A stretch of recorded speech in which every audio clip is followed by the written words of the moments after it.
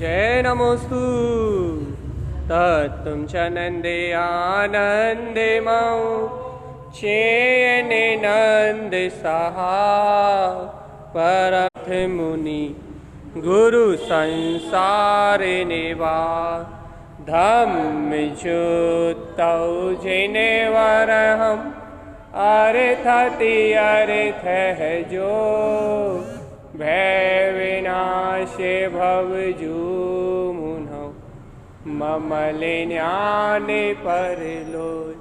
देव को, गुरु को, धर्म को, साक्षी को बारंबार नमस्कार हो।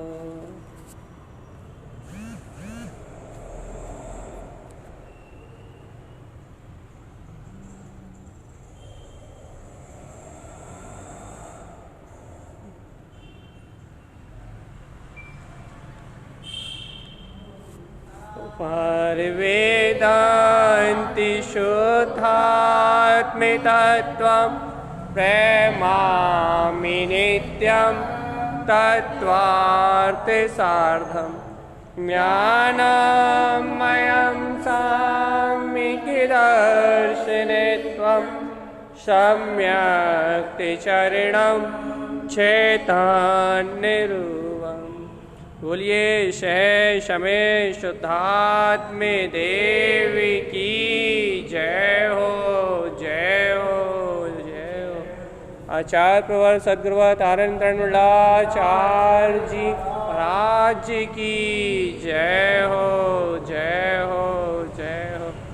शुद्धमय शुद्ध जिन देशना की जय हो, जय हो, जय हो।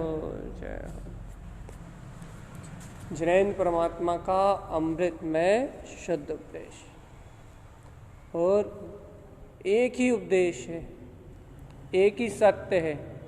एक ही सत्य को बार बार जिनेन्द्र परमात्मा की वाणी में जिनेन्द्र देव कह रहे हैं। भाई वही सत्य क्या है? एक सत्य है बस, ओंकार वेदंती शुद्धात्म तत्व। यदि अनुभव करने के लिए इस तीनों लोकों में कोई पदार्थ है,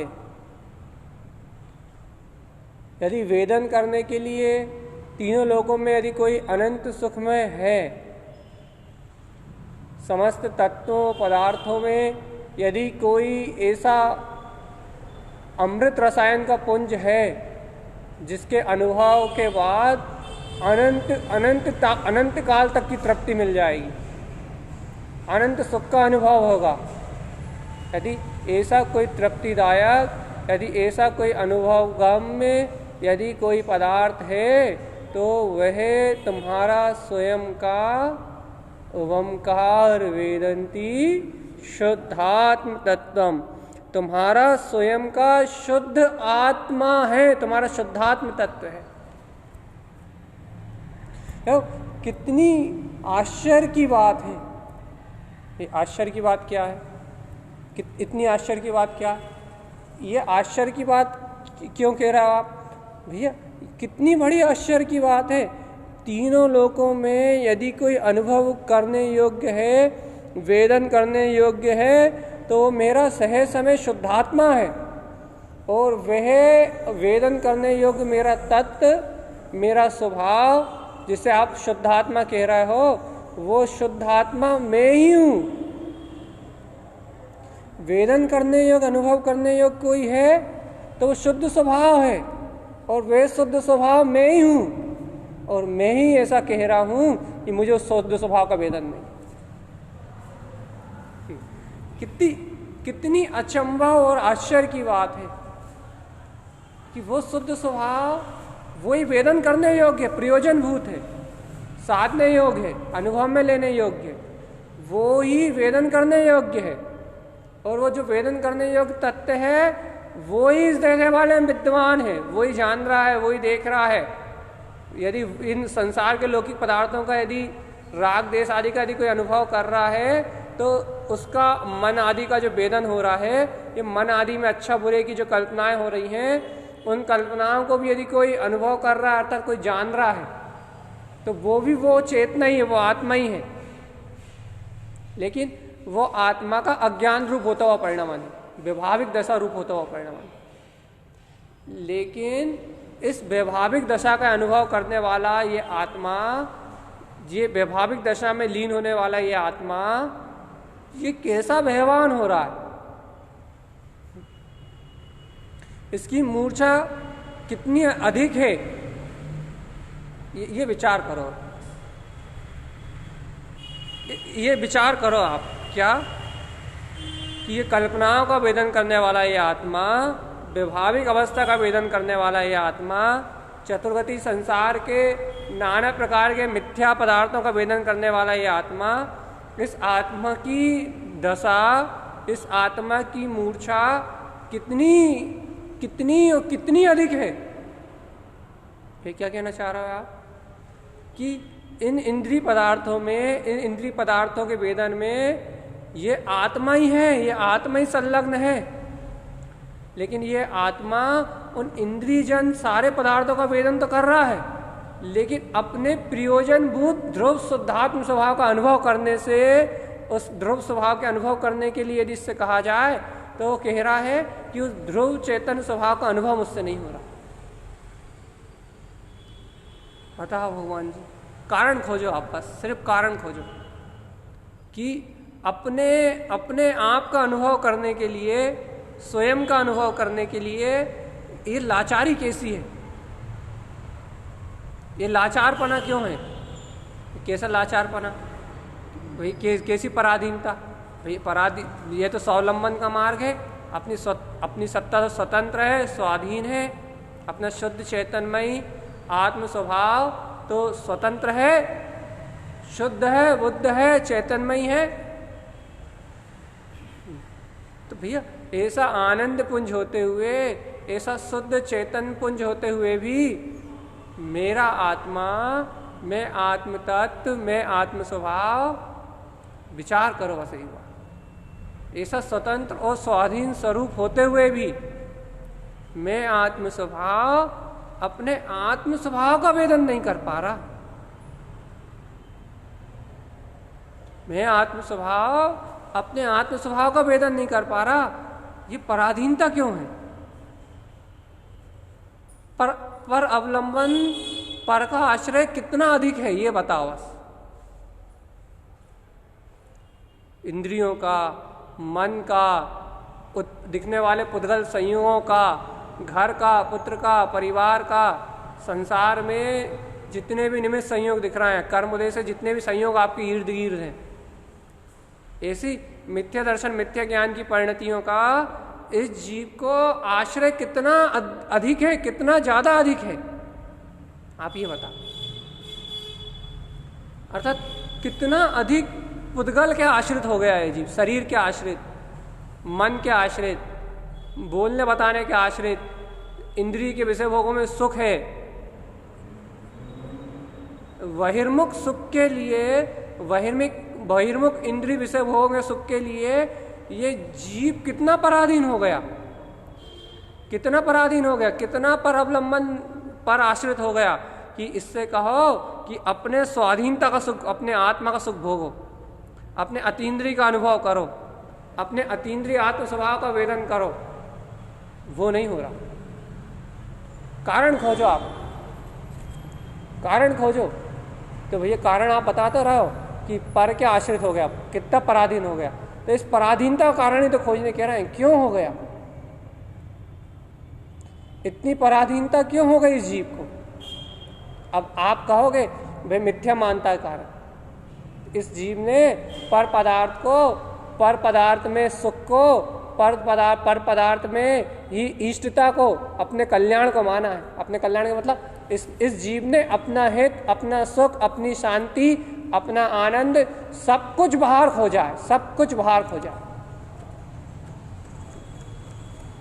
इस जीव ने अपना सुख, अपनी शांति, अपना आनंद, जो कुछ भी है इस जीव ने सब कुछ बाहर खोजा है, सब कुछ। कभी इस जीव को अपने अंतर में, अपने अंतर में खोजने की रुचि नहीं लगी। अपने अंतर में सत्य खोजने की इस जीव को रुचि नहीं लगी। निरंतर बाहर की ओर, बाहर की ओर, बिल्कुल बाहर की ओर बेहवान होकर प्रवृत्ति कर रहा है। भैया ऐसा क्यों हो रहा है? आप खुद बताओ, ऐसा क्यों हो रहा है? आप खुद बताओ कि निरंतर बाहर की ओर प्रवृत्ति क्यों हो रही जीव, निरंतर पर की ओर ही उन्मुख क्यों बना हुआ है? आपको खुद बताओ, एक बार विचार तो करके देखो कि ऐसा हो क्यों रहा है। कि ना भैया हम ही विचार कर सकते तो आपको सुनने क्यों आते हैं ना। तो भैया आप देखो, जब तक अंतर से आपको इन सब बातों का गंभीरता चिंतन नहीं होगा तो आप वैराग्य कहाँ से उत्पन्न करोगे? संसार से विरक्ति का भाव कैसे उत्पन्न करोगे? आपको ये नश्वर पदार्थ कैसे जानने में आएंगे? नश्वर पदार्थ अर्थात ये घर नश्वर कैसे लगेगा? यदि आपको सम्यक चिंतन नहीं हो रहा, आपको इस सत्य वस्तु स्वरूप का चिंतन नहीं हो रहा, तो आपको अपने अंदर में कमी कैसे समझ में आएगी? ये कैसी कमी कि भैया इतना सुनने के बाद, इतना समझने के बाद भी मेरे जीव आत्मा से कमी किस बात की हो रही है? इतना जानने समझने के बाद भी मेरी आत्मा में ये ऐसा कौन सा दोष शेष रह गया है, ऐसा कौन सा दोष बाकी रह गया है, जिस दोष के कारण, जिस अज्ञानता के कारण मेरा आत्मा, मेरा जीव मेरे ही स्वभाव का, जिसका मैंने श्रद्धान किया है, मेरे ही स्वभाव जो मेरे अंतर में है, जिसके अस्तित्व को मैं स्वीकार कर रहा हूं कि हाँ वो अभेद, अद्वितीय, निराकार, चेतनमयी, वो वीतराग स्वरूप ही मेरा स्वरूप है।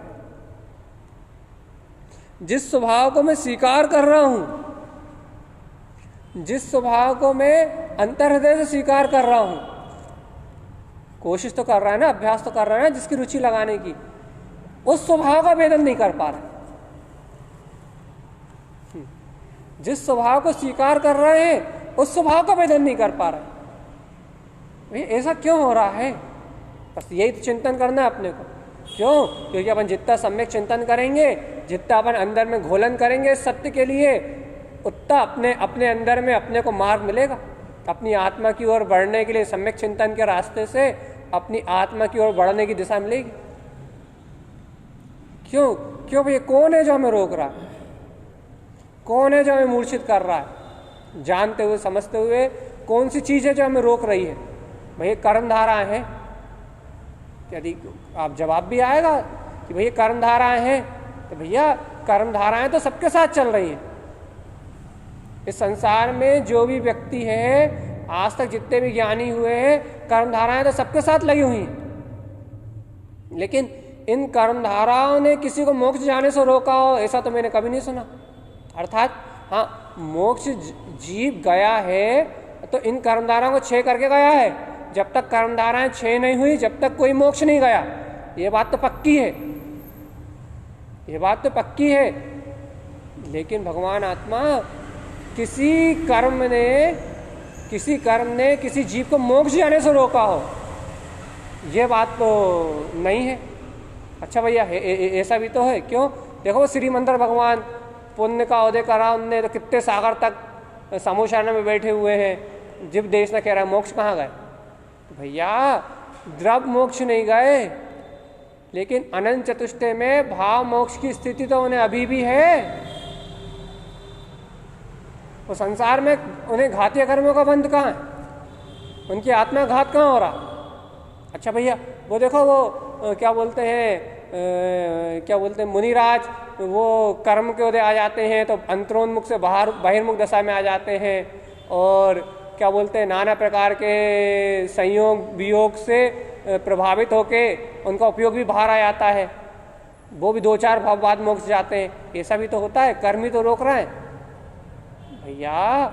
ये आप कर्म जो रोक रहे हैं, इन कर्मों के अंतराल को देख रहे हो, लेकिन आप ये नहीं देख रहे क्या कि वो जितनी देर बाहर आ रहे हैं उतने बार अंदर भी तो जा रहे हैं।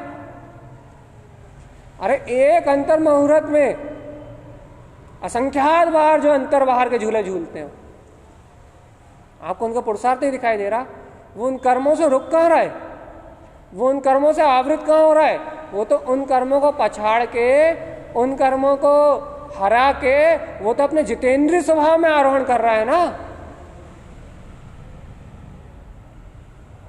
वो हार कहाँ रहा है, दब कहाँ रहा है? आपके सारे तर्क जो आप दे रहे हो, आपके मन के सारे तर्क, वे सारे तर्क मिथ्या हैं। वे आप क्या कहना चाह रहे हो? हम ये कहना चाह रहे हैं कि कर्म आपको नहीं रोक रहा है, कर्मधारा आपको नहीं रोक रही, आपको कर्म नहीं रोक रहा है, आपको कर्मधारा नहीं रोक रही, फिर कौन रोक रहा है? भैया आपको अपने अंतर में ही, आपको अपने अंतर में ही झांक के देखना पड़ेगा कि आपको कौन रोक रहा है। आपको अपने अंतर में ही झांक के देखना पड़ेगा कि आपको कौन है जो अपने अंतर में नहीं जाने दे रहा। वो जब आप अपने अंतर में उतर के देखोगे, अपने अंतर में ही झांक के देखोगे, तो आपके मन में, आपके अंतर में ही आपको ऐसे अनंत विकार मिलेंगे, अनंत विकार पड़े हुए मिलेंगे, अनंत मिथ्या मान्यताएं पड़े हुए मिलेंगी, अनंत अज्ञान संस्कार पड़े हुए मिलेंगे, अनंत कर्तव्य भोक्तत्व की धारणाएं पड़ी हुई मिलेंगी, जिनका समुदाय मोहिनी कर्म, चारित्र मोहिनी कर्म की दशा, ये अनंत समुदाय के रूप में आपके चित्त में बैठे हुए मिलेंगे। आपके मन के अंदर में जाके देखोगे तो ये नाना प्रकार के अनंत विकार आपके अंदर में बैठे हुए। भाई ये विकार तो कर्म का उदय है। प्रश्न ये भी तो आता है कि भैया आपके कर्म का उदय नहीं रोकेंगे, तो भैया विकार ही तो कर्म के उदय है। भैया आपके मन के अंदर में विकार बैठे हुए मिलेंगे, लेकिन आप ये बात तो सुनो, ये विकार जो आपके अंदर में बैठे हुए हैं, इन विकारों के प्रति जो आपका रुझान है, जो आपका समर्पण है, वो आपको अपने स्वभाव की ओर जाने से रोक रहा है। विकार तो आपके अंदर में पड़े हैं, विकार की धारा तो आपके अंदर में पड़ी है, लेकिन उन विकारों के प्रति जो आपका लगाव है, लगाव अभी जीव के अंदर में उन विकारों के प्रति लगाव है। विकार होना बात अलग है और विकारों का लगाव होना बात अलग है। अभी राग का लगाव है हमें, अभी द्वेष का लगाव है हमें, अभी राग का पक्ष करते हैं हम, अभी द्वेष का पक्ष करते हैं हम, अभी पुत्र परिवार का पक्ष करते हैं हम, अभी घर में मोह संयोग के निमित्तों का पक्ष करते हैं हम। अभी हमें इनका पक्ष कहाँ टूटा? अभी हम इन्हें ज्ञायक बन के कहाँ देखते? अभी हम इन्हें आकर्ता होकर कहाँ महसूस करते? अभी हमें इनकी जिम्मेदारियां महसूस होती हैं, इनके प्रति का कर्तव्य भाव महसूस होता है। ये क्यों होता है? क्योंकि अभी हमें इन अभिप्राय में इन लोगों का पक्ष है, इन संस्कारों का पक्ष है, इन अज्ञान धाराओं का पक्ष है। भैया इन अज्ञान धाराओं का पक्ष होने से, इन संस्कारों का पक्ष होने से अपना ज्ञान, अपने ज्ञान को ज्ञान रूप स्वीकार नहीं कर पाता। फिर भैया अपने ज्ञान को ज्ञान रूप स्वीकार नहीं करता, कैसे स्वीकार करता है? अपना ज्ञान, ये जीवात्मा जो अज्ञान रूप विभाव परिणति चल रही है, इस जीव के पास जो अज्ञान रूप विभाव परिणति चल रही है, उस अज्ञान रूप विभाव परिणति रूप अपने आप को, अपने परिणमन को स्वीकार कर रहा। कितने बड़ा आश्चर्य की बात है, आप देखो तो है या नहीं आश्चर्य कि जीव आत्मा अपने ज्ञान को, अपने ज्ञान में अपने ज्ञान रूप स्वीकार नहीं कर रहा। फिर यह जीव आत्मा अपने ज्ञान को ज्ञान रूप स्वीकार नहीं कर रहा, तो भी फिर क्या स्वीकार कर रहा है? ये जीव आत्मा जो पर पर्याय का परिणमन चल रहा है, पर पदार्थों का जो परिणमन चल रहा है, उस पर पदार्थ के परिणमन रूप अपने आप को स्वीकार कर रहा है। और भैया ये मिथ्या स्वीकारता, ये मिथ्या पक्ष, ये अपनी आत्मा का मिथ्या अभिप्राय, ये अपनी आत्मा मिथ्या पर्याय अभिप्राय ही अपन को अज्ञान की ओर आकर्षित करता है, आपको भी और हमको भी।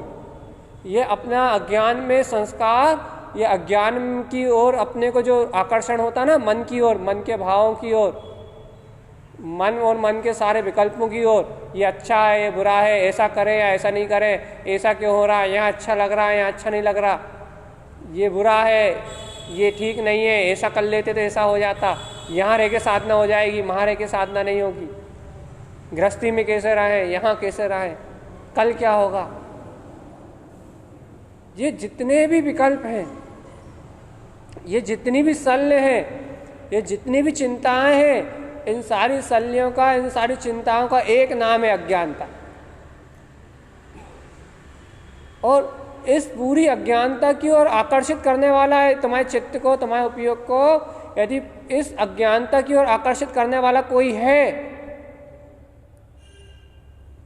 यदि कोई है कि तुम्हें पूर्णता से तुम्हारे चित्त को, तुम्हारे मन की ओर यदि कोई आकर्षित कर रहा है, तुम्हारी दृष्टि को यदि कोई मन की ओर आकर्षित कर रहा है, तो वो है तुम्हारा रुझान, तुम्हारा मिथ्या अभिप्राय, तुम्हारी मान्यता कह लो। और ये तुम्हारा जो मिथ्या लक्ष्य है, ये जो मिथ्या लक्ष्य है, मिथ्या अभिप्राय है, ये तुम्हें अज्ञान की ओर खींच रहा है भगवान। और यही तुम्हारा ये मिथ्या लक्ष्य टूट जाए तो कर्तत्व परिणाम में कर्तत्व के काल में तुम्हें कर्तत्व से भिन्नता भाषित होगी। क्यों होगी भैया भिन्नता भाषित? क्योंकि जीव के उपयोग का लक्ष्य जिस ओर होगा, उपयोग में याद रखना, इस बात को नोट करके अपने लिए हमेशा के लिए नोट करके अपने को याददाश्त में रखना इस बात को कि जीव का लक्ष्य, जीव के उपयोग का लक्ष्य जिस ओर होगा, जीव की दृष्टि वहीं देखेगी। और यदि जीव का लक्ष्य यदि स्वभाव की ओर होगा तो कर्तत्व परिणाम, कर्तत्व का रस जो चल रहा है वो कर्तत्व परिणाम और कर्तत्व का रस चलेगा मन में। लेकिन भगवान जीव के दृष्टि, जीव का जो लक्ष्य है वो जीव का लक्ष्य स्वभाव की ओर होने के कारण ऑटोमेटिकली वो परिणाम चलते हुए भी उस परिणाम से, परिणाम के चलने के काल के बीच में उससे भिन्नता का भाव अर्थात आत्म जागृति नहीं छूटेगी, ज्ञान की जागृति नहीं छूटेगी। ये नोट कर लो, सिद्धांत है ये। क्या सिद्धांत है कि यदि आपका प्रयोजन सम्यक होगा, कब? उस काल में ही। किस काल में? जिस काल में अज्ञान परिणाम चल रहे हैं, जिस काल में मिथ्या भावनाएं चल रही हैं, जिस काल में संसार की आपाधापी चल रही है। यदि उस काल में, उस घड़ी में, उस समय में भी यदि आपके पास यदि सम्यक्त का परिणामन है, सम्यक्त चरणम चेतन रूपम, गुरु महाराज की गाथा का आखिरी वाला पॉइंट, यदि आपको सम्यक्त है, सम्यक्त का अभिप्राय है, शुद्ध लक्ष्य है आपका, आपके लक्ष्य में शुद्धता है, आपके उपयोग के लक्ष्य में त्रिकाली है, त्रिकाली भगवान आत्मा, मुक्ति का मार्ग है यदि आपके लक्ष्य में, तो भगवान जी आपकी चेतनता की जागृति नहीं टूट सकती। जागृति मैं सिर्फ जागृति की चर्चा कर रहा हूं। गुरु महाराज की पहली गाथा स्वानुभव की है, स्वानुभव में निमग्न होने की है। लेकिन भैया स्वानुभव की निमग्नता उस जीव को होगी, किस जीव को होगी भैया? जो स्वयं के लिए जागृत होगा, जो स्वयं में जागृत होगा, जो अपने चेतन में स्वभाव को लेकर जागृत होगा, जो अपने आत्म तत्व के बोध को लेकर जागृत होगा, जो पर पदार्थों से भिन्न अपने चैतन्य तत्व परमात्मा सत्ता के लिए जो जागृत होगा, उस भव्य आत्मा के लिए, उस भव्य जीव के लिए जिनेन भगवान की वाणी है, जिनवर भगवान के वाणी का उपदेश है। भी क्या उपदेश है?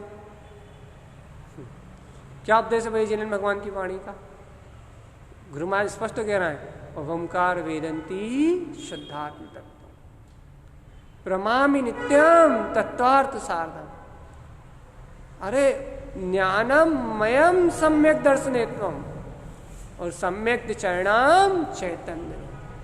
यदि अनुभव है तो शुद्धात्मा का है, यदि वेदन है तो शुद्धात्मा का है, और यदि प्रमामि नित्यम तत्वार्थ साधम, यदि अनुभव के साथ उसकी बर्तना है हर समय प्रणमामि नित्यम, तो उस तत्व की ही है। किसकी? कौन से तत्व की?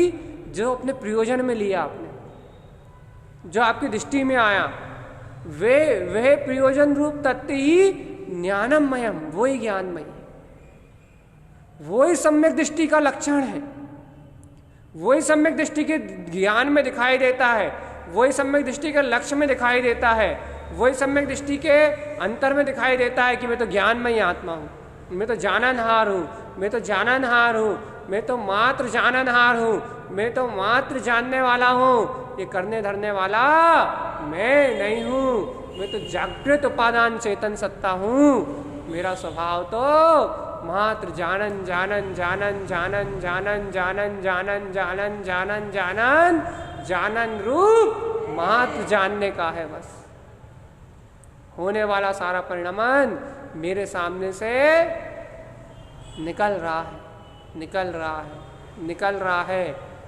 और मैं चेतना इसका साक्षी हूं, मात्र साक्षी, मात्र साक्षी, ना इसे बदलने वाला, ना इसे हटाने वाला, और ना इसमें कुछ मानने वाला। मैं चेतना इस परिणमन का साक्षी हूं, और साक्षी ही नहीं, मैं चेतना तो चैतन्य रूपम, अपने चैतन्य रूप में निमग्न हूं, अपने आनंद में निमग्न हूं। मैं इसको देखने के लिए नहीं हूं साक्षी, ये तो स्वयं घट के निकल रहा है, ये मेरा गे नहीं है, ये तो है, ये परिणमन तो सामने से घट के निकल रहा है, लेकिन मेरे लक्ष्य में मेरा गे अर्थात मेरी दृष्टि में तो प्रणमामि नित्यम ज्ञानमयम सम्यक दर्शनेत्वम, मेरी दृष्टि में तो सम्यक दृष्टि की, सम्यक दर्शन की, सम्यक दृष्टि की दृष्टि में तो वो ज्ञान में पदार्थ झलक रहा है, ये घटने वाला परिणमन नहीं झलक रहा। उसके प्रयोजन में तो वो ज्ञान में ज्ञायक सत्ता झलक रही है, ये घटने वाले है पदार्थ नहीं झलक रहे। ये घटने वाले है पदार्थ तो नश्वर है, क्षणभंगुर है, विनाशिक है, उसके ज्ञान में तो अपना अविनाशी ध्रुव चेतन स्वभाव झलक रहा है। अब बताओ आत्मा, अंतर आत्मा से बताओ क्या? सम्यक चरणम चैतन्य, सम्यक्त मैं मेरी ध्रुव सत्ता है, सम्यक्त मैं मेरा ध्रुव स्वभाव है, सम्यक्त मैं मेरा ध्रुव चैतन्य स्वरूप है। क्या ऐसे सम्यक्त में, ऐसे स्वभाव में, ऐसे ज्ञान विज्ञान में, स्वरूप में चरणम आचरण ही चैतन्य रूप, अपना चैतन्य स्वरूप है? क्या है ऐसे सम्यक्त में आचरण? क्या है ऐसे ध्रुव स्वभाव में आचरण? इस स्वभाव में आचरण ही अपना चैतन्य स्वभाव है। ऐसा रुझान रुझान रुझान रुझान, ऐसे स्वरूप में आचरण ही अपना शुद्ध आचरण है, और नहीं तो सब बकवास है, सब बकवास है और सब बकवास। एक बार अंतर आत्मा से, एक बार सच्ची श्रद्धा से, एक बार सच्ची निष्ठा से रुचि तो लगाओ क्या कि वे सम्यक में आचरण ही मेरा ध्रुव चैतन्यमय स्वभाव है। एक बार सच्ची निष्ठा से रुचि तो लगा, मेरा सच्चा, मेरा अपना, मेरा स्वयं का इष्ट, मेरा स्वयं का सिद्ध, मेरा स्वयं का शुद्ध, मेरा स्वभाव तो सम्यक चरणम चैतन्य। सम्यक्त में चरण करना ही है, सम्यक्त में चरण करना ही है, सम्यक्त में चरण करना है। एक बार तो ऐसी रुचि लगा अंतरात्मा से, यदि अंतर हृदय से, अंतरात्मा से ऐसी सत्य की, ऐसी सम्यक्त की रुचि लग गई तो भगवान आत्मा, भव्य आत्मा अपने आप ही संसार शरीर सद्दुर्गति की यात्रा, ये जितने भी विषय हैं, ये जितने भी संयोग हैं, ये अपने आप ही बिला जाएंगे। जितने भी संसार की जितनी भी पराधीनता, माया, ये जितना भी संसार का परिवेश दिख रहा है ना, ये सारा संसार का परिवेश, ये सारी माया अपने आप ही मिला जाएगी। कोई काय से ये अपने स्वभाव की रुचि लग गई तो भगवान आत्मा ये स्वभाव की रुचि नहीं लगी, यदि अपने चैतन्य स्वरूप की रुचि नहीं लगी, यदि अपने शुद्धात्म स्वभाव की रुचि नहीं लगी, तो भगवान इस माया का कोई अंत नहीं है, कोई अंत नहीं, अनंत है ये माया। एक बार इसे सूक्ष्म स्वभाव का विचार तो करो, एक बार इसे शुद्ध स्वभाव का विचार तो करो कि मैं आदि अनादि से शुद्ध चैतन्यमय तत्व ही। संकल्प लो हृदय से, अंतरात्मा से, ऐसे स्वभाव के का, ऐसे शुद्ध स्वभाव का संकल्प लो कि बस ये स्वभाव ही मेरा है, ये स्वभाव ही मेरा है, ये स्वभाव ही मेरा है। ओंकार वेदंती शुद्धात्म तत्व। मुझे अपने शुद्ध स्वभाव, अपने चैतन्य स्वभाव, अपने आनंद स्वभाव के अलावा अब किसी के वेदन करने की कोई चाहत ही नहीं है। और भैया, और मेरा स्वभाव तो मेरे ज्ञान का ज्ञान रूप वेदन, मेरे आत्मा का आत्म रूप अनुभव तो आत्मा में है ही। भैया उसे हम कैसे देखें? भैया हमें भी तो वो अनुभव देखना है। भैया यदि उस अनुभव को देखना चाहते हो, यदि उस अनुभव को प्राप्त करना चाहते हो, तो उस अनुभव को देखने की एक ही नज़र है, उस अनुभव को प्राप्त करने का एक ही उपाय है। भैया वो क्या उपाय है? क्या उपाय है कि उस अनुभव को, उस स्वभाव के लिए, उस स्वरूप के लिए अपने आप को समर्पित कर दो। बस समर्पित कर दो। अर्थात भैया एक अंतर से, अंतर आत्मा से, अरे हृदय से एक बार अंतर से कह रहे हैं, अंतर हृदय से एक बार स्वीकार तो करो कि वो अंतर स्वरूप ही मेरा स्वरूप है। बस अंतर स्वरूप को स्वीकार करोगे तो अंतर जल्प खत्म हो जाएंगे। अंतर जल्प अर्थात चलने वाले संकल्प विकल्प मिटेंगे, पर पदार्थों की रुचि के जो विकल्प और जो चिंताएं चलती रहती हैं वह मिटेंगी। मैं ऐसा क्यों कर रहा हूँ, मैं यहाँ क्यों फंसा हूँ, मैं यहाँ से क्यों नहीं आ रहा, मैं यहाँ से क्यों नहीं जा रहा, ये सारे संकल्प विकल्प की धारा मिटेगी। और ये अंतर जल्प मिटेंगे, ये संकल्प विकल्प की धारा मिटेगी। तो भैया जहाँ अंतर जल्प मिटेंगे, जहाँ संकल्प विकल्प की धारा मिटेगी, वहाँ तुझे भाषित होगा, वहाँ तेरे जानने में आएगा कि मैं तो ज्ञायक में अविनाशी सत्ता हूँ। और वो ज्ञायक में अविनाशी सत्ता तो अभी अपने ज्ञान में विलस रही है, लेकिन भाई वो ज्ञान में विलसती हुई प्रतिभाषित नहीं हो रही ना। वो प्रतिभाषित नहीं हो रही, इसका कारण मात्र इतना सा है कि तुझे प्रतीति पर की है। बस तुझे पर की प्रतीति, पर की प्रीति छोड़ दे चेतन, पर की प्रीति छोड़ दे। चेतन चिदानंद तो इस समय ही विलस रहा है, इस समय विलस रहा है। यहां प्रमाद को त्यागने की बात है। पर के पीछे भाग जाते हो, जरा सा राग भाव आया बह गए, जरा से कर्तृत्व की भावना आई दौड़ लगा दी। बाहर से नहीं, शरीर से क्रियाएं हो रही उसकी नहीं कह रहा है, मन के साथ उपयोग बह जाता उसकी कह रहा है, मन के साथ दृष्टि बह जाती उसका कह रहा है। जरा सी चंचलता उत्पन्न हुई, जरा सा इधर उधर का पर अवलंबन का भाव आया, ओ भैया तैयार। कौन तैयार? उपयोग राजा। कहाँ जाने के लिए? पर पर्याय के साथ रमने के लिए। जरा सा राग आया, जरा सा दो शब्द कान में पड़े, देखो विचार तो करो, जरा से दो शब्द कान में पड़े और विकल्प शुरू। एक जरा सा कोई सा भी इंद्रिय से जरा सा कोई परिणमन दिखा और नाना प्रकार की धारणाएं शुरू। जरा सी ठंडी गर्मी का भेदन हुआ, शरीर की सुरक्षा शुरू। जरा सा बोलने बताने में कुछ आया, उसकी चिंताएं शुरू।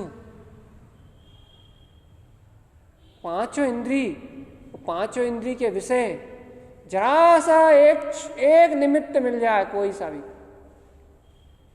इन अशुद्ध संस्कारों में, इस पूरे क्रियाकलाप में जरा सा भी एक राग का निमित्त मिल जाए, जरा सा भी एक द्वेष का निमित्त मिल जाए और अपना उपयोग एकदम से बहने के लिए तैयार हो जाता है।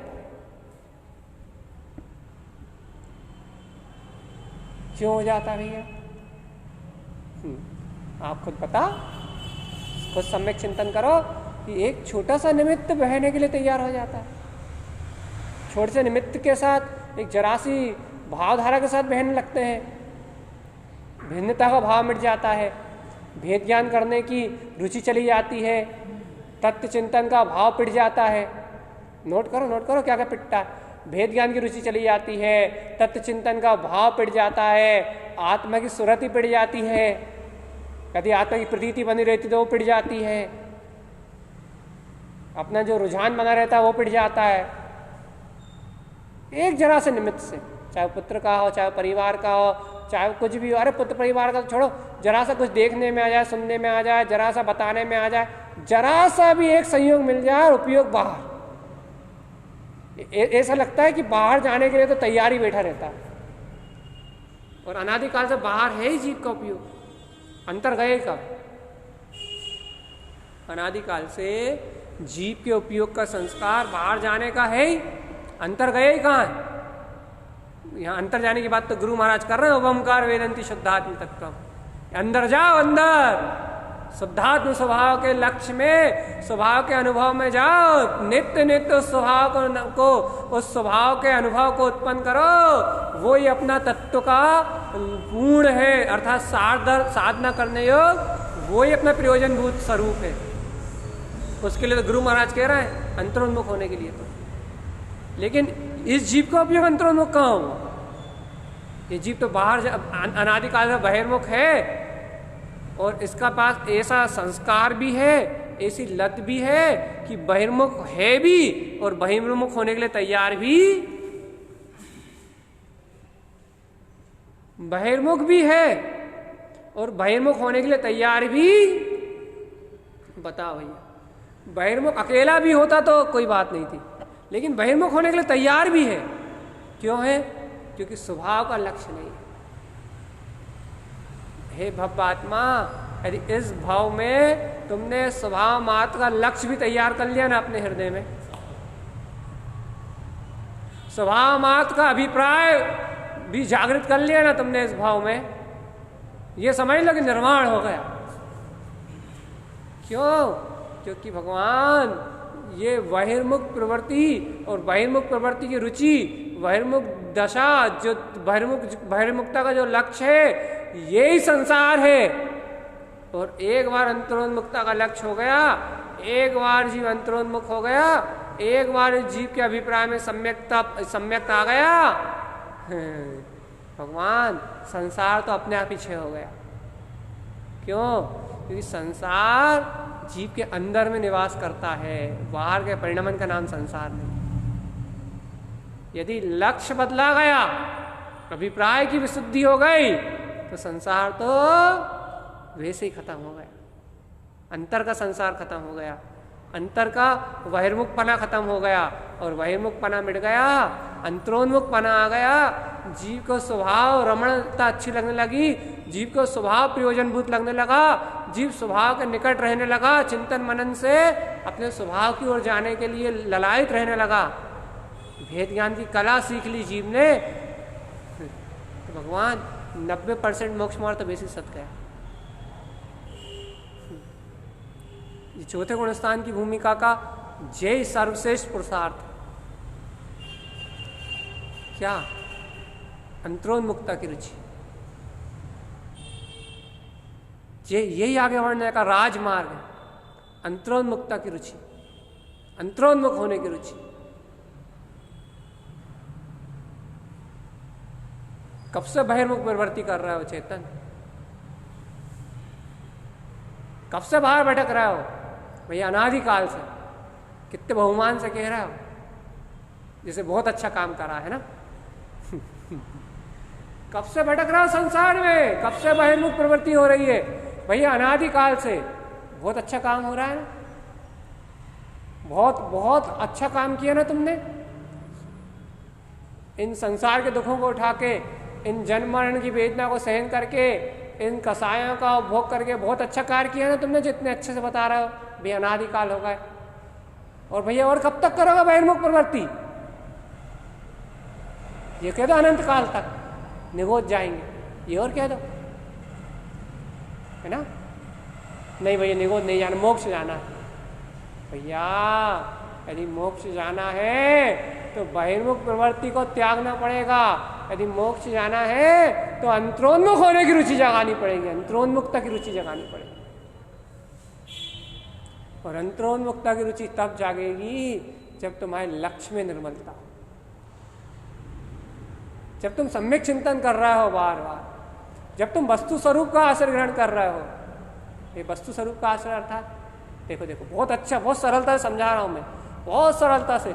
जो तुम्हारे मन के विचार चलते हैं अनादिकाल के संस्कारगत, वो विचार मन के विचार होने से मोहिनी कर्म और राग की प्रवृत्ति है। लेकिन भैया जो जिनेंद्र भगवान ने कहा है वो उनका मन का विचार नहीं है, वो मन की कल्पना नहीं है। वो जैसा द्रव्य का स्वभाव है, जैसा वस्तु का स्वरूप है, वैसा वस्तु का स्वरूप कहा है। यही तुम्हें अपनी दृष्टि को पवित्र करना है, यही तुम्हें अपनी दृष्टि को पावन करना है, यही तुम्हें अपने उपयोग को पवित्र करना है, यही तुम दर्शन ज्ञान की विशुद्धता का पुरुषार्थ करना चाहते हो। तो जैसा सर्वज्ञ जिनेंद्र देव ने जिन भगवान के वचनों में वस्तु का स्वभाव आया है, उस वस्तु के स्वभाव को, उसको अपने चिंतन का विषय बनाओ, उसका चिंतन करके अपने स्वभाव का आश्रय लो, अपने स्वभाव का अवलंबन ग्रहण करो। क्यों? क्योंकि वो मन का विचार नहीं है। और वो विचार मन में दबके मत करो, वस्तु स्वरूप का विचार। हाँ भैया, जब जैसा होना होगा तब वैसा हो जाएगा, एक तरफ दूसरे तरफ का कर नहीं सकता, और लगे हैं विभाव में, लगे हैं पर में। ऐसा नहीं, मन के अवलंबन से विचार मत करो। मन की मान्यताओं से ऊपर उठ के, मन के दबेपन से ऊपर उठ के, मन की नाना प्रकार की धारणा से ऊपर उठ के, खुले खिले होके कि जैसा परिणमन होना है वैसा ही हो रहा है। लेकिन मैं तो सर्वज्ञ जिनेंद्र देव ने जैसा कहा है वैसा अविनाशी शाश्वत सिद्ध स्वरूप परमात्मा ही। और एक एक तत्व का विचार करो ना। पुत्र को पितृ दिखे तो पुत्र का विचार करो, उसके स्वरूप का विचार करो।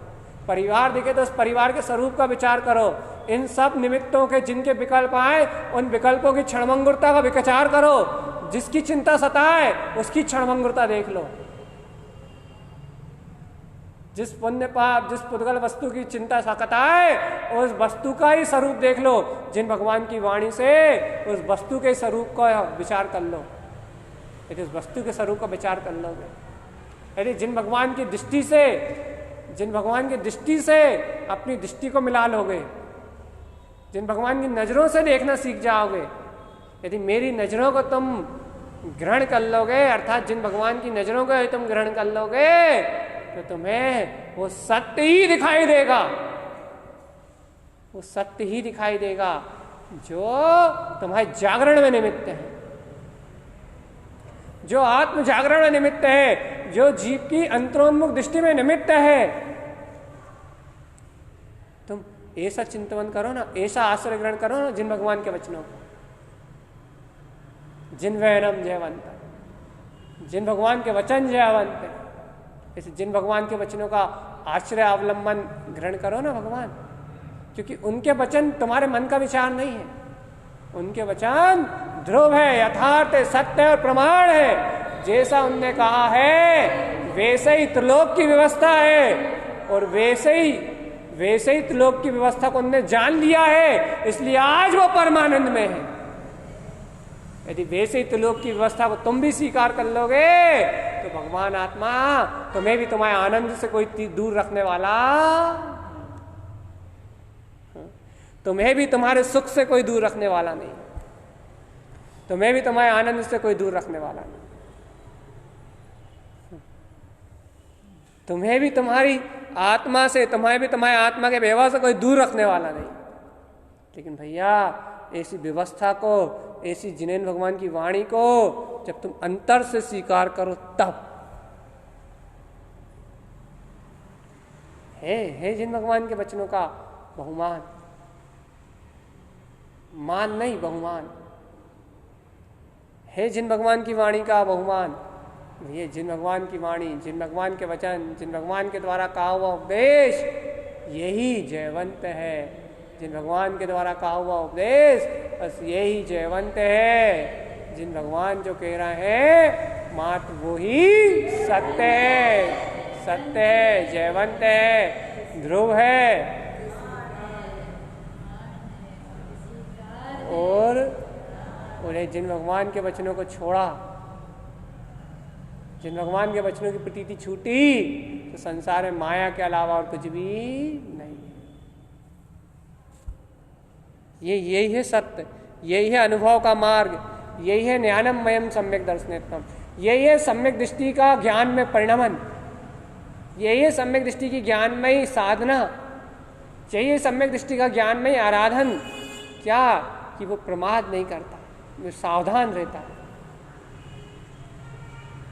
कर्मोदय उसके पास भी है, बीमार वो भी होता है, भोजन वो भी बनाता है, दुकान वो भी चलाता है, संयोग के बीच में वो भी रहता है, लेकिन संयोग के बीच में रहता है, संयोग में एक नहीं रहता। संयोग के बीच में रहना बात अलग है, वो संयोग में एक रहना बात अलग। संयोग में एक रहना वो बात बिल्कुल अलग है। वो संसारी जीव की अवस्था है। जो संयोग में एक है, तो भैया वो ज्ञानी जीव की अवस्था है, जो संयोग में तो है, संयोग के बीच में तो है, लेकिन संयोग से भिन्न है। संयोग के बीच में है, लेकिन संयोग से भिन्न है। भेद ज्ञान की कला को जानते हैं, आत्मज्ञान की कला को जानते हैं, आत्म स्वभाव की स्वीकारता की कला को जानते हैं। वो अलग दशा है, वो अद्भुत दशा है। एक बार ऐसे अंतरोन्मुख होके अपनी अंतरोन्मुख दृष्टि से अपने स्वरूप का विचार तो करो कि तुम इसी समय आनंद की प्राप्ति ना हो, इसी समय आनंद की प्राप्ति ना हो, तो तुम कहना भैया मैं आनंद नहीं आ रहा, हमें नहीं आ रहा, हमें नहीं रुच रही है बात। लेकिन भैया विकल्पों को त्याग के, विकल्पों को त्याग के, उलझनों को त्याग के, नाना प्रकार की मिथ्या धारणाओं को त्याग के, नाना प्रकार की मिथ्या कल्पनाओं को त्याग के एक बार अंतरोन्मुख होकर विचार तो करो, ये सा शुद्ध चैतन्यमय मेरा स्वभाव ही है।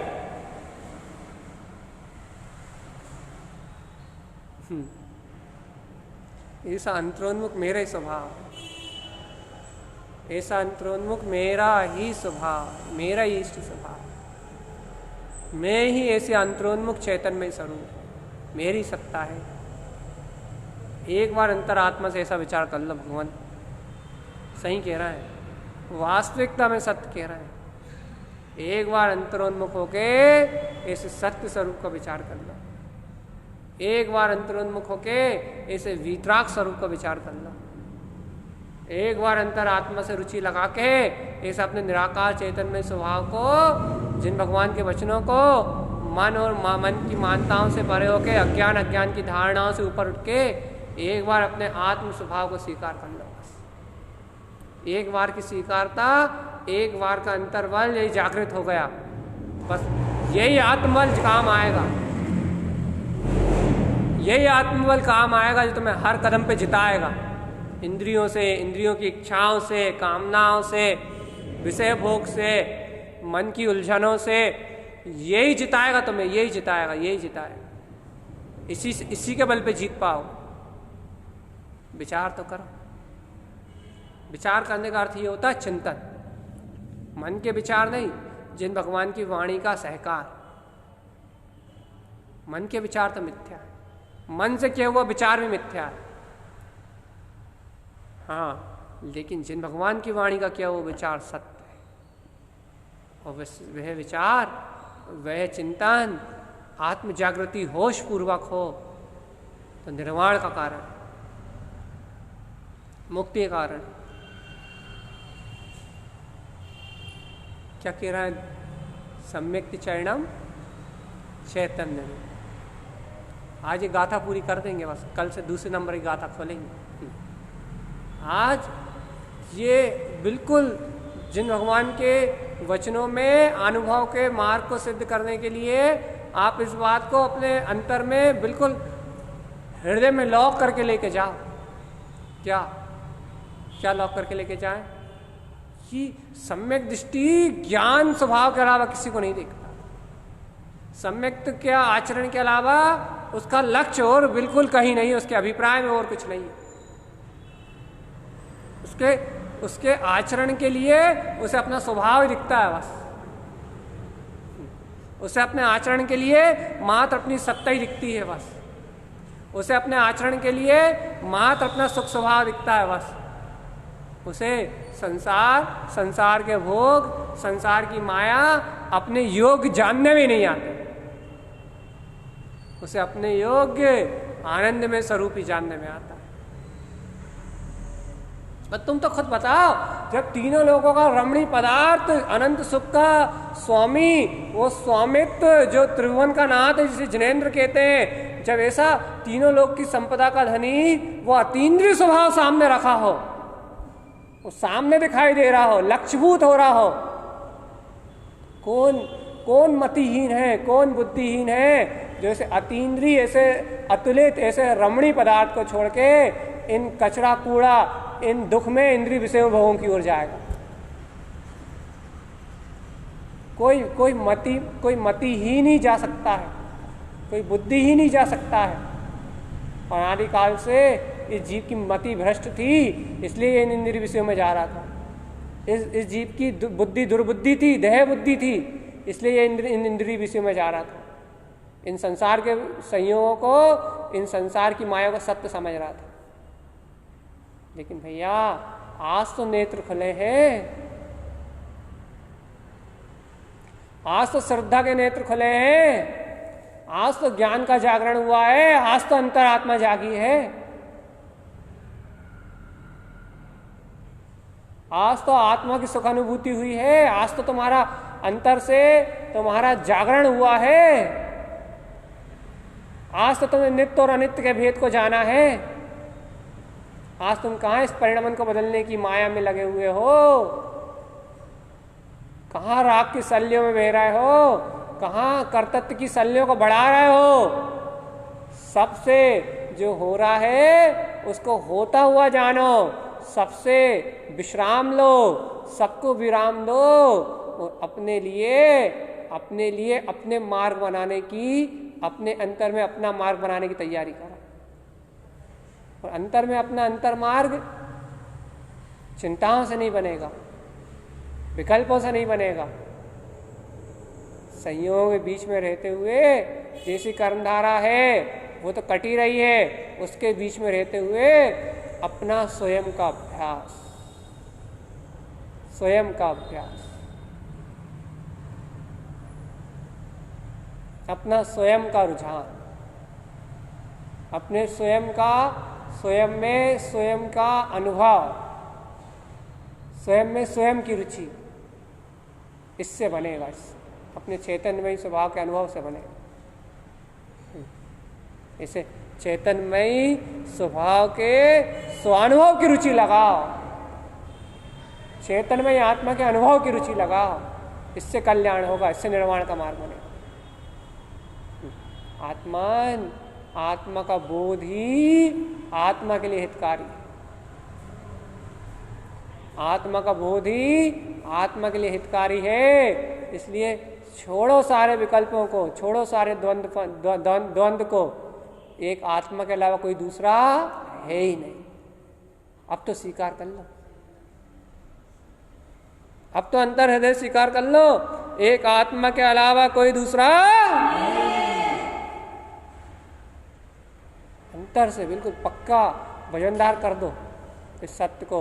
और इतना वजनदार कर दो, इतना वजनदार कर दो, इतना वजनदार कर दो कि इस सत्य की प्रकाश के सामने कोई अज्ञान, कोई मोह, कोई राग, कोई परपर्याय की रुचि, कोई परपरिणमन की रुचि अपना सिर ही ना उठा पाए, कोई अज्ञानता अपना सिर ही ना उठा पाए, कोई माया इसके आगे खड़ी ना हो पाए।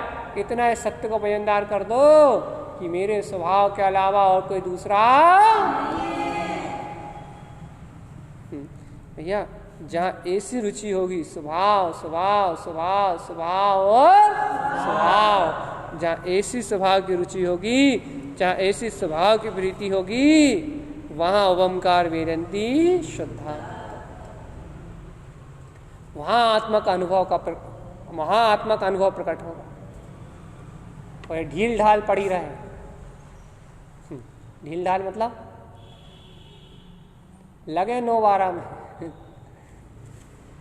कहीं राग, कहीं द्वेष, कहीं मोह, कहीं अज्ञान, कहीं किसी ने कुछ कह दिया, कहीं किसी ने कुछ कर दिया, और भैया जी भोले भाले भोलेनाथ, राग आया तो राग में बह गए, मोह आया तो मोह में बह गए। ये ऐसे भोलेनाथ बनने से लाभ नहीं होगा। ये भोलेनाथ नहीं है, ये भूलेनाथ है। भोलेनाथ तो वो हैं जो पर्याय परिणमन को भूल जाएं और एक ही याद रहे, स्वभाव स्वभाव स्वभाव स्वभाव स्वभाव स्वभाव और स्वभाव।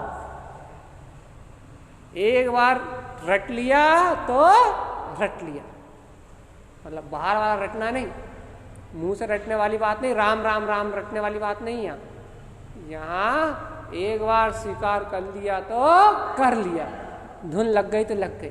स्वभाव मतलब स्वभाव। यहाँ तो लक्ष्य की निर्मलता की बात है,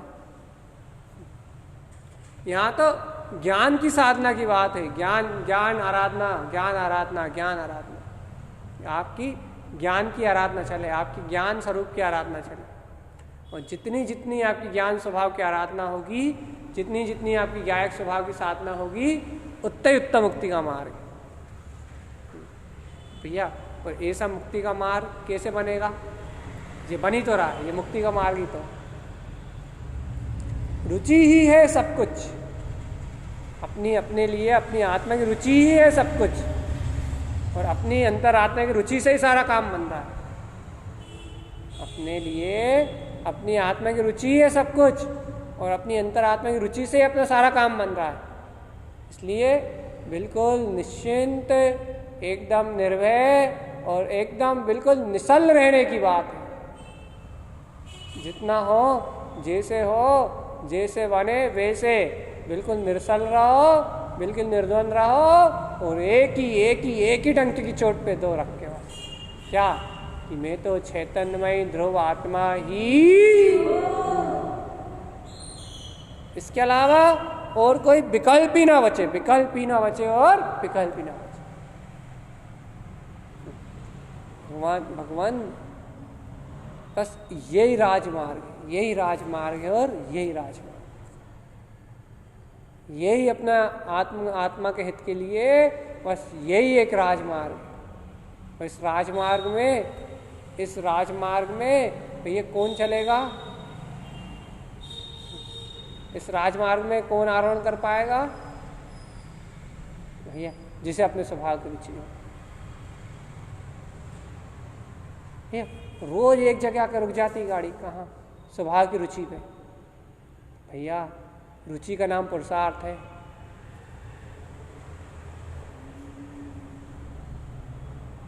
रुचि का नाम पुरुषार्थ है। वीतरागी भावलिंगी मुनिराज को भी कह सकते हैं कि रुचि बढ़ाओ, अर्थात सदुपयोग की लीनता बढ़ाओ। रुचि बढ़ाओ, सदुपयोग की लीनता बढ़ाओ। उनके लिए भी उपदेश हो सकता है जिन्हें भगवान का उपदेश हो सकता है, अपना नहीं। सर्वज्ञदेव कह सकते हैं, अपने लिए तो अभी कुछ भी नहीं है भगवान, अभी तो अपन रुचि बढ़ाओ, रुचि बढ़ाओ, रुचो। अमृतमय जिन देशना को बहुत प्रेम से, बहुत प्रीति से, बहुत भाव से ग्रहण करो। याद्यम अनादिश, उस शुद्धता के अलावा मेरा और कुछ भी नहीं है, नहीं है और इतनी गहरी निष्ठा हो, इतनी गहरी आत्मा की भावना हो, और इतना गहरा अपने लिए अपने आत्म स्वभाव का रुझान हो। भगवान आत्मा, जहाँ आत्म स्वभाव का जागरण हो वहीं आत्मा की रुचि है, और जहाँ आत्मा की रुचि है वहीं आगे बढ़ने का मार्ग है। आगे बढ़ने का मार्ग यहीं से शुरू होगा भैया। एक एक कदम करके ही कोई भी आगे बढ़ता है। रुचि का पहला कदम तो रखो। देखो संस्कार अनादिकाल के हैं, संसार में रहने के संस्कार अनादिकाल के हैं। अपने मान कोई अपमान ना कर दे, अपना मान ना खत्म हो जाए, अपनी मन की कल्पनाओं में, चाहे कोई तुम्हें फूटी कोड़ी में ना पूछता हो, लेकिन अपनी मन की कल्पना में जीने का अहम सबके पास है कि हमारा बहुत बड़ा वजूद है, हमारा बहुत बड़ा अस्तित्व है। हम खुद मान में जीते हैं, मान में। भैया अपने मन का मान ही ये जीव को, रावण का मान नर्क में जाकर टूटा था, मालूम। ये मान जीव को ऐसी दुर्गति में ले जाता है, ये अपने विचारों की सत्यता जीव को ऐसी दुर्गति में ले जाती है कि जीव को पता नहीं लगता कि हम काय का परिणाम दुर्गति में भोग रहे हैं। वहां जाके चिल्लाता कि दुर्गति क्यों मिली हमें। उसे पता ही नहीं है कि उसने जीवन भर उन वस्तुओं को चाहा, उसने जीवन भर उन विचारों का पोषण किया, उसने जीवन भर उस अज्ञानता में जिया जो उसका स्वभाव ही नहीं थी, और जो उसके लिए आहितकारी थी, जो उसके लिए विष का पान की तरह थी, और उसी के साथ जिया और अपना मनुष्य भाव का पूरा जीवन उसी अज्ञानता, उसी मान के साथ व्यतीत कर दिया। अब आयु का अंत आया, रोग में, वेंटिलेटर पे, नाना प्रकार की आकुलताओं में उसका जीवन का अंत हो गया। अब जीवन का अंत आत्रोत परिणाम के साथ हुआ है, तो जीवन में जो कमाया है उसके अनुसार नरक आदि दुर्गतियों का बंध। ये जीव की वृत्ति है अनादिकाल से। मेरी आत्मा, मेरा जीव, आज यहाँ बैठा हुआ मनुष्य पर्याय, मेरा जीव इन दुर्गतियों की यात्रा करके आया। लेकिन भैया आज तो अवसर है, ज्यादा नहीं, थोड़ा सा ही काम बना लो, ज्यादा नहीं, थोड़ा सा ही सत्य की राह में बढ़ लो, थोड़ा सा ही सम्यक विचार कर लो, थोड़ी सी धर्म की अनुमोदना कर लो। कम से कम ये तो जान लो कि जो अहंकार में हम डूबे हैं वो अहंकार ही झूठा है। यदि वो अहंकार ही झूठा लग जाएगा, वो अपना मान ही झूठा लग जाएगा, तो अपने आप ही आपके अंदर सरलता आ जाएगी, अपने आप ही आपके अंदर कोमलता आ जाएगी, और वह सरलता कोमलता ही आपको अपनी ओर झुकने में सहकारी बनेगी, आपको अपने स्वभाव की ओर झुकने में सहकारी बनेगी। भैया अपने को अपनी ओर झुकना है, अपने को अपनी आत्मा की ओर झुकना है, अपने को अपने स्वभाव की ओर झुकना है, अपने को अपनी आत्मा का हित करना है। यदि अपने को अपनी आत्मा का हित करना है, यदि अपने को अपनी आत्मा की ओर झुकना है, यदि वास्तव में अपने को अपने स्वभाव की ओर झुकना है, तो अपने स्वभाव की ओर झुकने का, अपने आत्मा के हित करने का एक ही मार्ग है, एक ही मार्ग है, एक ही मार्ग है, वो है जिनेंद्र भगवान के शुद्ध वचन। इन जिन वचनों को प्रीति से सुनो, और सुनो ही नहीं, इनका चिंतन, इनका मनन, इनका घोलन अपनी रुचि अनुसार करो। जितना 1 घंटे, आधा घंटे, जितनी देर बने, सोते जागते उठते बैठते, इन जिन वचनों का चिंतन करो, धीरे धीरे अभिमान गलेगा, धीरे धीरे मान अपमान, अहंकार, राग, द्वेष, इन सब परिणतियों का गलन होगा, और जैसे जैसे कसाएं गलेंगी वैसे वैसे आत्मा का जागरण होता जाएगा। लेकिन पुरुषार्थ तो करना पड़ेगा, ये अपने स्वभाव की रुचि तो जागृत करनी पड़ेगी, क्योंकि बिना स्वभाव की रुचि जागृत किए हुए मुक्ति का मार्ग बनने वाला नहीं। और भगवान अब पूरा समय बीत गया, पूरा जीवन निकल गया, आज 35 साल की उम्र निकल गई, आज फिर 50-60 साल से ज़्यादा कुछ है ही नहीं, और पता नहीं कल का भरोसा नहीं, 50-60 साल की क्या बात कर रहे हैं।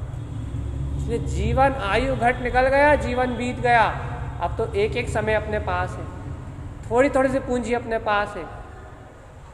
इस थोड़ी थोड़ी सी पूंजी में, थोड़े थोड़े से समय में अपने आत्मा का मनन, चिंतन, घोलन, स्वभाव की रुचि जितनी लगा ली जाए उतना श्रेष्ठ है। नहीं तो तुम सबके लिए कर करके मर जाओ। ये तुम्हारी मानता है कि तुमने किसी के लिए कुछ किया, लेकिन कोई तुम्हारे उपकार को मानने वाला भी आखिरी में नहीं।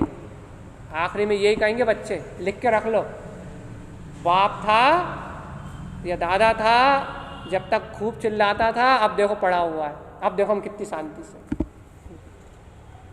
आखिरी में यही परिणाम है, सत्य है। इस हकीकत को स्वीकार कर लो। ये हमने व्यवहार की चर्चा क्यों ली आखिरी के 10 मिनट? इसलिए ली कि निश्चय की चर्चा सुनते सुनते तो शायद आप लोग को चोट नहीं लग रही, थोड़ी व्यवहार की सुन लो कि भगवान की संसार का स्वरूप नश्वर है। जिन भगवान के वचनों में आया है कि सब स्वार्थ के रिश्ते नाते हैं, एक दूसरे से जीव जुड़ा इसलिए है, यदि मुझे आपसे कुछ नहीं चाहिए तो मैं आपसे जय जिनेंद्र भी नहीं करूंगा। बात पक्की समझो। सब एक दूसरे से जुड़े स्वार्थ के लिए हैं, सब एक दूसरे से बंधे स्वार्थ के लिए हैं। यहाँ सब स्वार्थ की माया है, यहाँ सब अज्ञानता का पसारा है। यदि आपको मुक्त होना है तो आपको एक कार्य ही उत्तम है, एक कार्य श्रेष्ठ है, वो है ओमकार वेदंती सुखात्मक। अपने शुद्ध स्वभाव का अनुभव, अपने चैतन्य स्वभाव का अनुभव, अपने ज्ञान विज्ञान में स्वभाव की प्रीति। कहीं से भी चोट लगे, कहीं से भी जीवात्मा पलटे, निश्चय की चर्चा सुन के पलटे, व्यवहार की चर्चा सुन के पलटे, वस्तु स्वरूप का चिंतन करके पलटे, संसार की नश्वरता, आज का पंचम काल का परिवेश देख के पलटे, कोरोना देख के पलटे, कुछ भी देख के पलटे, कैसे ही जीव की परिणति पलटे और स्वभाव में आए। प्रयोजन एक है, प्रमामि नित्यम तत्वार्थ सार्थम। प्रयोजन एक है कि जीव संसार के विकल्पों को छोड़ के, अज्ञान रूप विकल्पों को छोड़ के और अपने तत्व की प्रतीति को, अपने आत्म स्वभाव के बोध को ग्रहण करे। बस प्रयोजन सिर्फ एक है कि जीव नाना प्रकार की अज्ञानताएं, कल्पनाएं, मोह, विकल्प आदि शल्यों को छोड़ के अपने आत्म स्वभाव की प्रियता को ग्रहण करे। भैया इसी स्वभाव की रुचि बढ़ती जाए, ऐसे आत्म स्वभाव का रुझान बढ़ता जाए, ऐसी स्वभाव की प्रियता से अपने स्वभाव में गमन करने की भावना दृढ़ हो। इन्हीं मंगल भावनाओं के साथ बोलिए आचार्य प्रवर सद्गुरुवर भगवान तारण तरण देव की जय हो, जय हो। जिनेंद्र परमात्मा की अमृतमय शुद्ध जिन देशना की जय।